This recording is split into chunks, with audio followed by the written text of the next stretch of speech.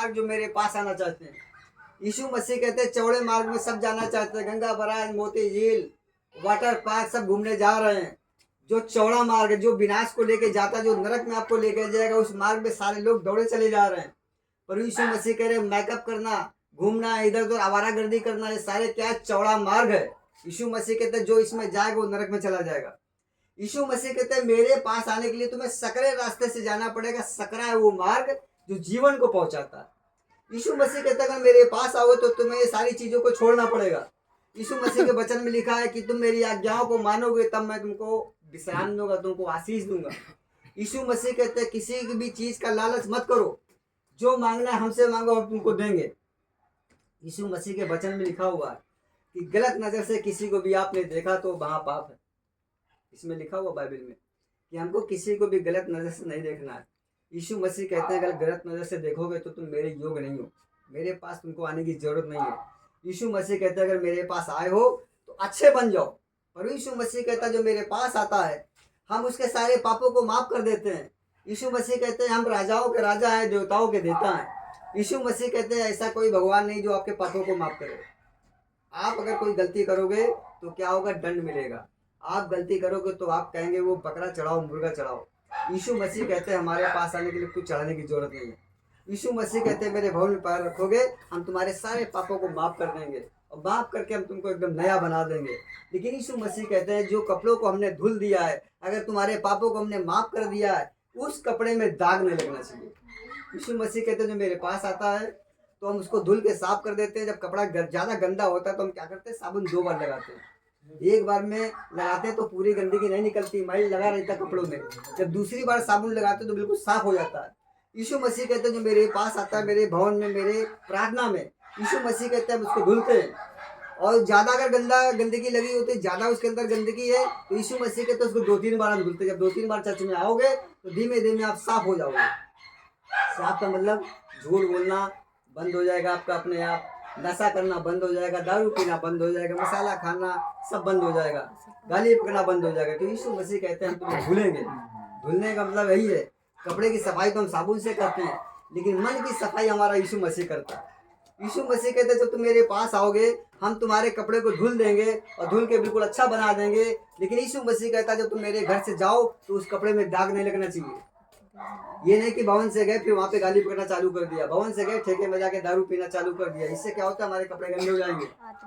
यीशु मसीह कहते हैं हमको कपड़े गंदे नहीं करना। हमने अगर कपड़ों को धुल दिया है तो उन्हें साफ रखो, उस साबुन की कीमत को समझो। यीशु मसीह कहते हैं हम तुम्हारे लिए एक तरह का साबुन है।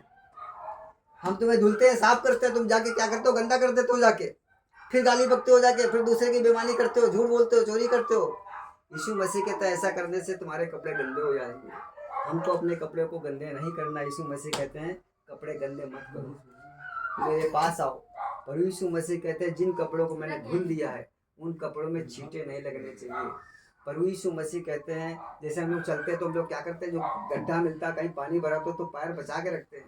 अगर गड्ढे में पैर पड़ेगा तो छींटे हमारे ऊपर पड़ेंगे, इसलिए हमें क्या करना, गड्ढा बचा के चलना। कहीं लड़ाई हो रही तो उस लड़ाई से हमें कटना है।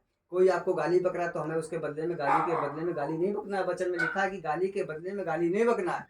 यीशु मसीह कहते हैं कि अगर जो तुम्हारे साथ बुरा करे, यीशु मसीह कहते हैं उसके लिए प्रार्थना करो। जो तुम्हें सताते हैं यीशु मसीह कहते हैं उनके लिए प्रार्थना करो। पर यीशु मसीह कहते हैं अपने सताने वालों से मत कहना कि हम बदला लेंगे। ऐसे मेरी गवाही एक लोग हमको मिले और उन्होंने हमारा रिक्शा की बैटरी खत्म हो गई, गंगा बराज में छोड़ के चले गए। हमने उनसे कहा तुम हमको जानते नहीं हो, तो उन्होंने सोचा लग रहा है बदला लेगा, क्योंकि यीशु मसीह ने हमको यादव फैमिली से उठा के खड़ा किया है। तो उन्होंने कहा यादव तो बहुत हरामी होते, लग रहा है ये मौका देख के हमको मारेगा। हमने उनसे कहा तुम हमें जानते नहीं हो। तो उन्होंने सोचा कि यार हमने जो है इनको छोड़ दिया जंगल में, और फिर हमारे दामाद साहब वहाँ पे गए, फिर हम लोग रिक्शा लेके किसी तरह आज बैटरी खत्म हो गई। लेकिन हमने उनसे एक बात कही दी, तुम हमको जानते नहीं हो। और फिर उन्होंने एक दिन रात में फ़ोन किया, वो फंस गए एक जगह, कहे भैया रिक्शा लेके आओ हमें जाना है। तो हमने कहा अभी आ रहे तुरंत। हम रिक्शा लेके पहुँच गए। फिर उन्होंने कहा कि हमने इनको जंगल में छोड़ दिया था, अभी हमसे पैसा बहुत मांगेंगे। तो भैया कहते हैं कितने पैसे लोगे? हमने जो तुम्हारी इच्छा हो दे देना, जो इच्छा हो दे देना। तुम रात में बुलाओगे तब भी हम दौड़े चले आएंगे, दिन में बुलाओगे तब भी दौड़े चले आएंगे, और जितनी बार बुलाओगे उतने बार दौड़े चले आएंगे। किसके लिए? यीशु मसीह के लिए। यीशु मसीह कहते हैं बदला मत लेना। हमने उनसे इसलिए कहा था तुम हमें जानते नहीं हो, क्योंकि तुम 10 बार धोखा दोगे तभी हम तुम्हारे साथ भलाई करेंगे। भलाई भलाई करते रहेंगे, क्योंकि हमें जानते नहीं हो कौन, हम यीशु मसीह के लोग हैं। यीशु मसीह कहता है बदले के बदले हमें बदला नहीं लेना किसी से।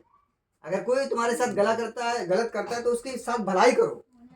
इतनी भलाई कर दो, जैसे कहते हैं ना कि चुल्लू पर पानी में डूब मरे हो, इतनी भलाई कर दो कि जा जाके बाहर प्रार्थना करे, यीशु मसीह से माफी मांगे, प्रभु हमने तो उनके साथ गलत किया, इनको जंगल में छोड़ के भाग आए और हम इनको रात में बुला रहे तो रात में मेरे पास आ रहे हैं, पैसे कह रहे कितने चाहिए, तो कह रहे कि भैया जो इच्छा वो दे देना। तो वो भी क्या हुआ, उन्होंने सोचा मन में कि कितना हमने गलत किया था और ये हमारे साथ कितना भला कर रहा है। यीशु मसीह कहता है कि ऐसा हमें सब लोगों को ऐसा करना। अगर कोई आपके साथ गलत करता है तो उसके साथ भलाई करो। यीशु मसीह कहते हैं कि बदला लेने के लिए तुम मत जाना। यीशु मसीह कहते हैं बदला लेने के लिए हमको अवसर दो।